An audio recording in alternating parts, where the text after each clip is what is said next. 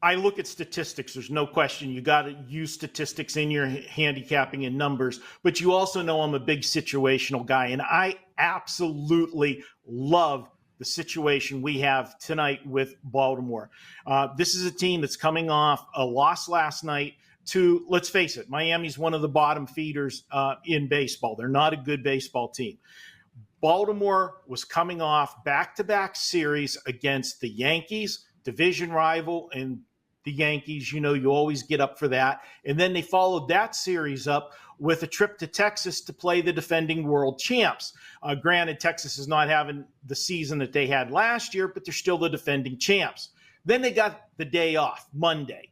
They come in and play a Tuesday night game in Miami against a handful of, spectators as usual in Miami. And this is a team that, look like, we just have to show up and we win a game. Wrong. They got beat last night. So why do I like them tonight? Well, I like to take teams that come off a loss to a bad team. Also like the fact that they're starting a rookie tonight. He's making his major league debut. I come on the show, I tell you guys all the time, pitchers have the advantage over the hitters the first time through the league. Now, Baltimore's been decimated with injuries to their starting staff, and they've gone through a lot of pitchers. They're getting the call up. That's why McDermott is getting his major league debut tonight. In AAA ball, he had in 20 starts, he had an ERA 3.96. Not great, not bad either. Right in the middle of the road. But it's the first time that Miami will have faced him. Advantage to him. For Miami, they're sending out Cabrera to pitch. In his ERA in 8 starts this year, 7.36. He has been a total mess.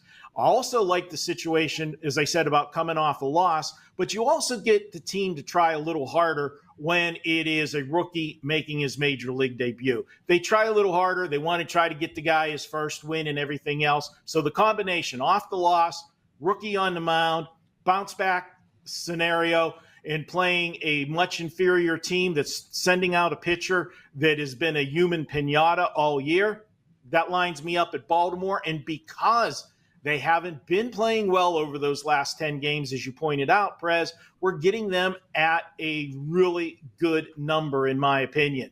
I'll take them. I'll lay this number with Baltimore, and that's our second free play for today.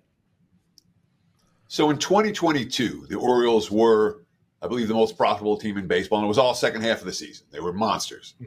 2023, Baltimore, most profitable team to back in baseball. 2024, first half of the season, Baltimore among the leaders, if not the most profitable team to back in baseball.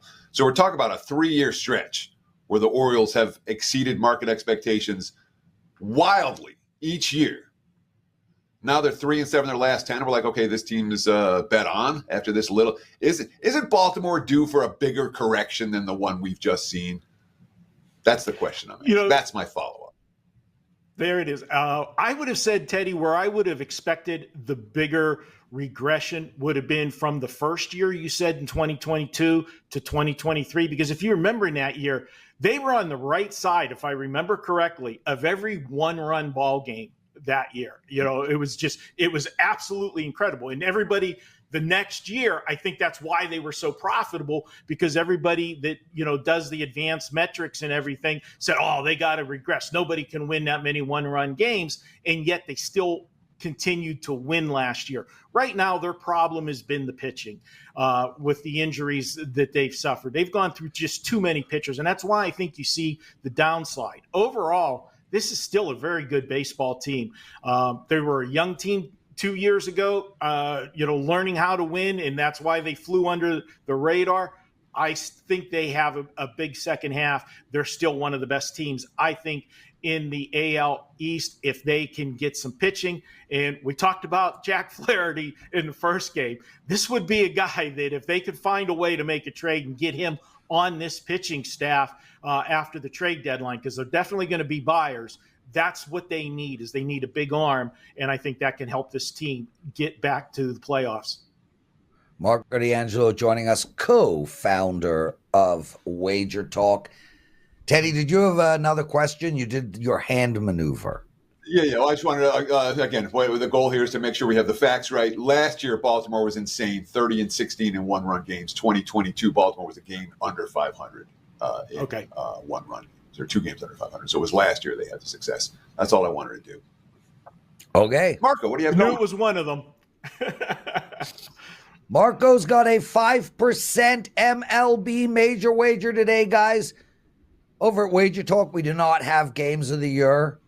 We have a rating system of 1, 2, 3, 4, 5. The majority of plays released are somewhere around 3%. Today, Marco has a very rare 5% play. Over the last 5 months, he's only had 7 of these plays, and he is 6-1 in them. So really, really good time to purchase Marco D'Angelo today. Marco, you loving this play as much as I'm loving your office? Yes, Prez, I like the play. And, if you like my style of handicapping, and everybody has a different style, my combination of situational stuff with statistical stuff, head on over to Wager Talk, go to my homepage, pick it up. Game by itself is $35.